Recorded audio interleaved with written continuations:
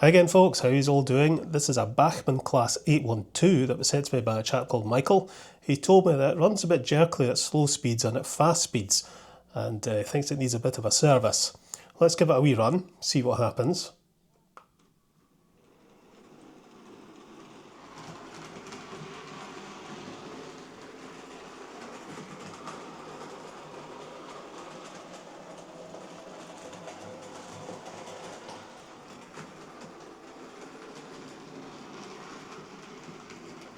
Well, to be honest, that seems absolutely fine to me. It's pulling a steady 50 milliamps. Maybe a shugle in the post has sorted it, or maybe it's a controller related issue. However, we'll back it into the shed, get a proper look at it and give it a service.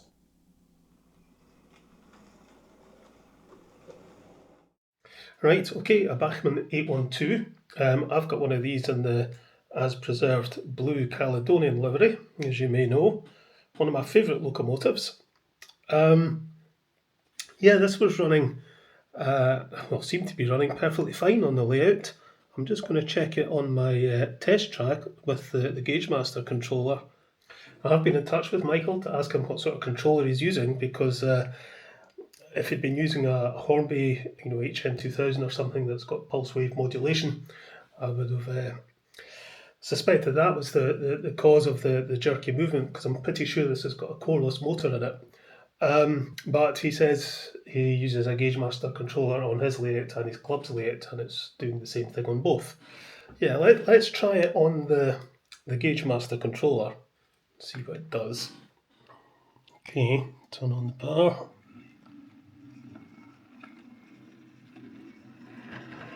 It seems fine to me.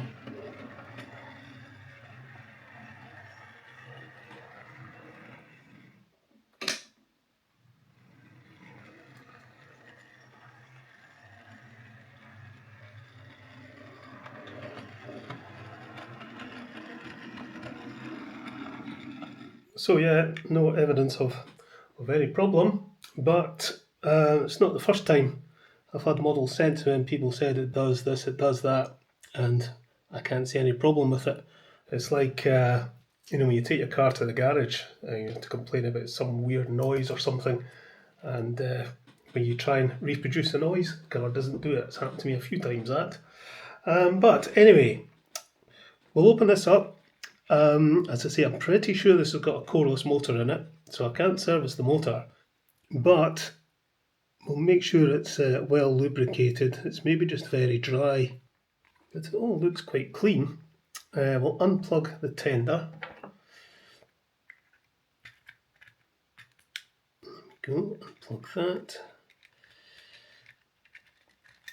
That out the road. The coal is missing from the tender. I don't know if Michael has that. It's certainly not in the box. And there's no detail fitted to this at all.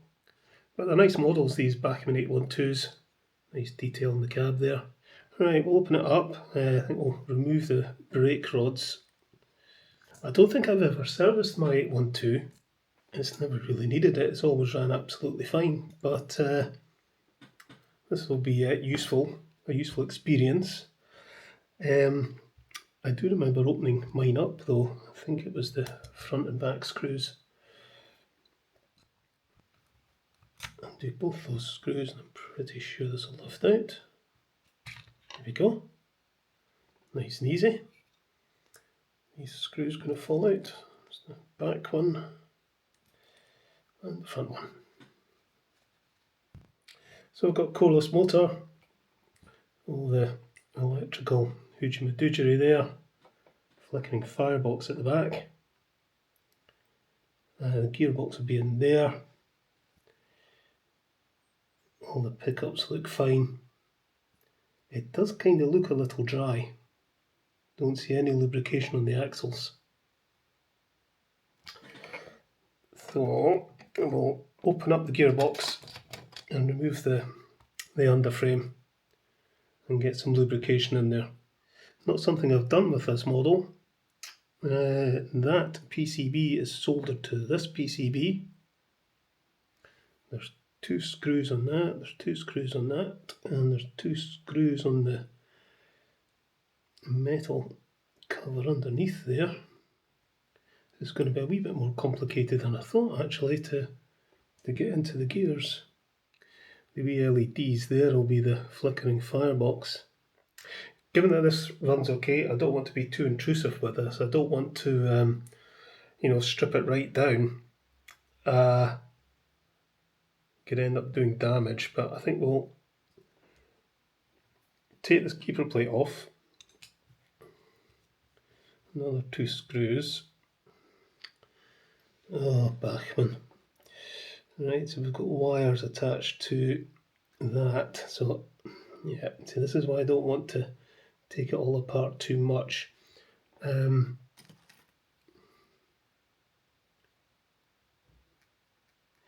Yeah, I think all that's wrong with it, if anything, is just dry lubrication. Or a lack of lubrication. You can see in there, the gears look pretty dry,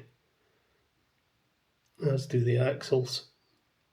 What grease there is sort of congealed on that spline there in the middle. Are they going to let me? Ah, there they go. There we go. Right. There we are. So that'll come out. That'll come out.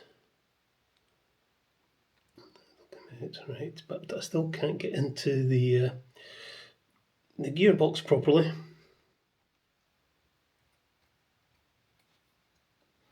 Okay. Right. We'll get some gear oil into the gear there.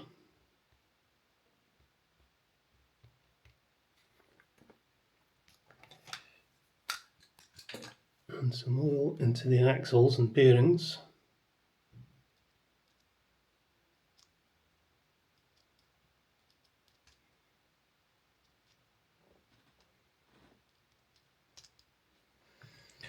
And a wee touch of oil onto the cranks. Oh, hello. There's a wee issue. Just spotted the crank pin there. Seems to be a bit loose.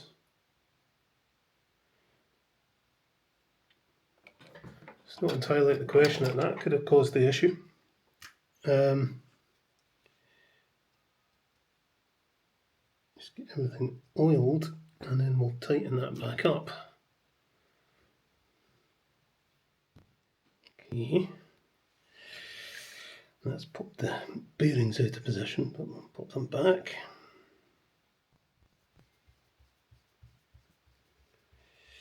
There we go. So that is the axles and the drive gears lubricated. I would really like to get into the gearbox, but I don't want to disassemble this if I can help it. That PCB is screwed into what looks like the gearbox cover there, and then this PCB is screwed to this piece here, but both PCBs are soldered together. Blimey. Yeah, let's see if I can just lift the motor and then I can maybe get some lubrication into the worm gear that'll work into the gearbox. So it's not like I want to get into the gears and squish them all out or anything. I just want to get some fresh lubrication in there. Right, is that going to... Nope, that's not going to come out. Nope, that's tight in, so yeah, this would have to come out. Put that screw back in. And I think we'll undo the 2 screws on this PCB and the 2 screws there. This should then lift off and I can then remove the gearbox cover. But yeah, a bit of a palaver. Tiny wee screw, that screwdriver is just not fitting.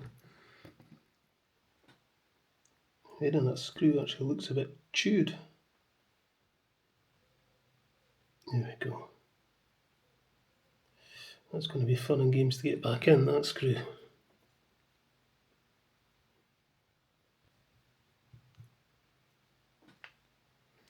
Now, does this come off?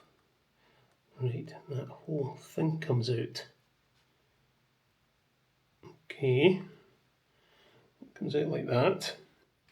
So with this removed, I've got a nice hole there to put some lubrication in. You can see that worm gear is looking very dry.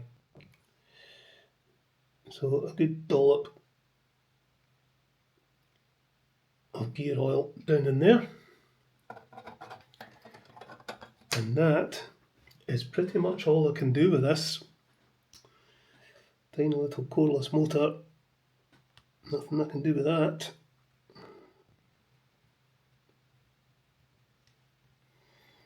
Okay. Just this bottom one to get in. It's not going to be easy.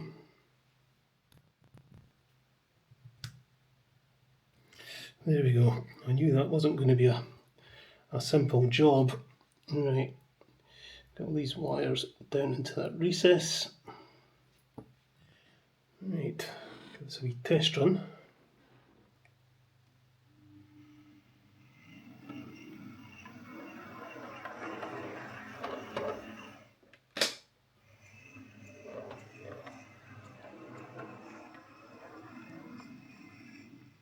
Seems okay. Oh no, I've just realised my microphone's not switched on. Apologies. I'll switch it on now.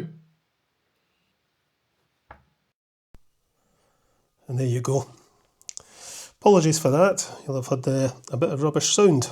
Never mind.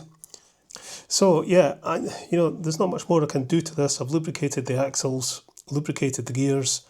Had to remove all this to get in to put some oil on the top of the gearbox cover.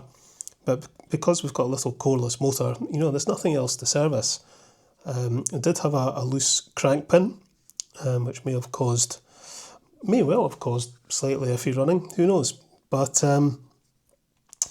yeah, there's nothing else I can do to this. It just is what it is. I think, it would run better if it had a flywheel. I would rather see a flywheel in here than the flickering firebox and everything else, but it is what it is.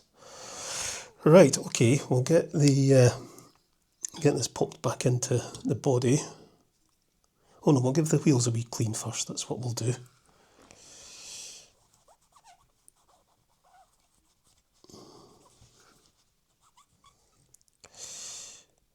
Okie dokie, we'll pop this back in.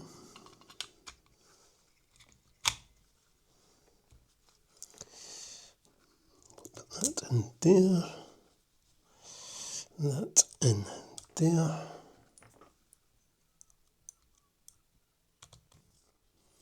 Get the brake rods back on. Like so. We'll have a quick check at the tender. Wheels are all fine, pickups are all making contact with the axles. Same kind of axle and pickup configuration as my lucky Mucklebucket. Not the best. I'm assuming my 812 is the same. Never thought to look. Right, plug this back in. Like so, and we're done.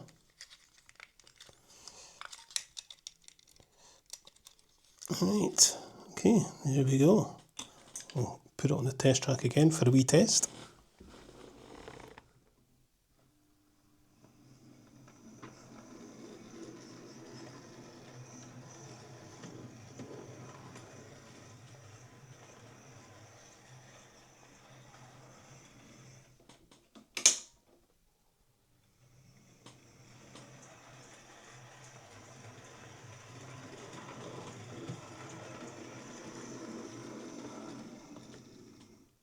Seems fine. And there we go, that's this 812 serviced. I think it would definitely benefit from a good run, but I don't see any evidence of any jerky running or poor running. It runs just the same as my one does. Okay, let's pull it out of the shed.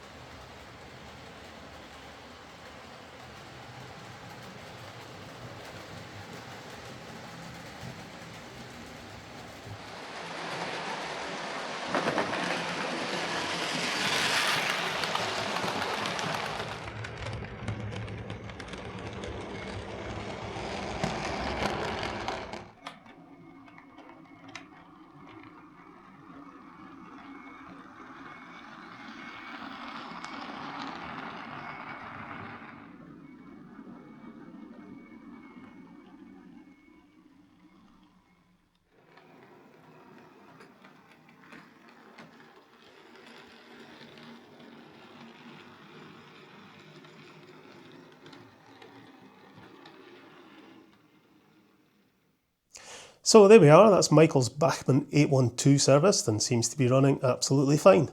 Yeah, I couldn't see much wrong with the way it was running, to be honest, but the gears and axles were very dry, so it did need a wee bit of a service, and it did have a loose middle crank pin, which may or may not have affected the running. But yeah, a wee bit of a fiddle to get oil into the gearbox due to the installation of the PCBs in such close proximity, and the way they were both joined together. But otherwise a nice wee model, and as I say, my 812 is one of my favourite models and gets run a lot. Maybe I should give it a wee service now too. I may well pick up one of these in black like this one at some point if I ever see one going for a good price. I do like my 060 tender locomotives. Okay, I shall get this packed up and sent back to Michael, and I'll catch you later, folks.